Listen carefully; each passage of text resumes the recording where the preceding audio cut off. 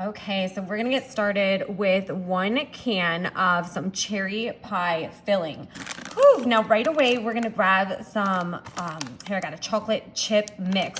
And let me see, I think this is about 17.5 ounces. So we're gonna add that right there in with that cherry pie filling. You guys are gonna be so impressed with that. Once you have those both in there, you just wanna mix in that cherry pie filling. I'm gonna start to fold it in along with that cookie mix and stick around. You guys are gonna love this easy treat.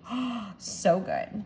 Okay, look at that. It's all mixed together. Now, the reason why I folded it was I didn't want to smash up those cherries, and it's crazy. At first, you might think that there's not enough liquid in that cherry pie, but there definitely is. Okay, so once you have that all mixed up, just like so, you're gonna wanna bring over your whoopie pie pan. Now, of course, no, you don't need a whoopie pie pan, but sometimes I just use it because I like to say whoopie pie. Whoopie pie pan.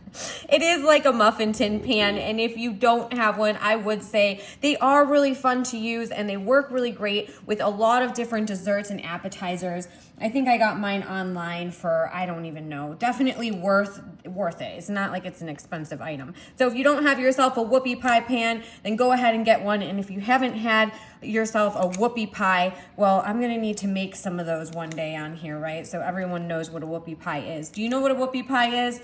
If you're from the Midwest, you should know what a whoopie pie is. All right, so I'm gonna fill up all of these little slots right here with some of that delicious cookie batter, you guys. We are working with 2 ingredients so far here, and it's looking good.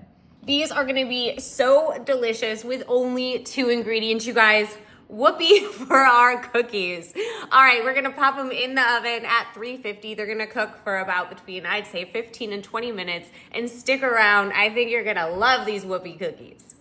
Wow, I cannot wait to eat these. They are looking so good. The house smells phenomenal. I love baking cookies. Now I'm just gonna do a little bit of powdered sugar on top. Of course, you don't have to do this either, but I just love a little bit of powdered sugar on my chocolate cherry chip cookies. Oh, I want a little bit more right there on the front.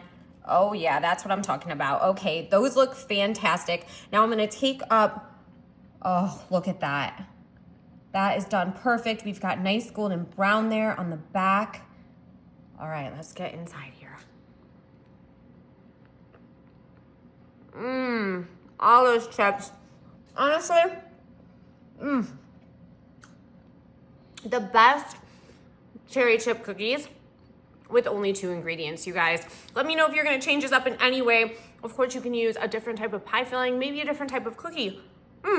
Let me know all of your thoughts and ideas, you guys. We'll see you later. Enjoy.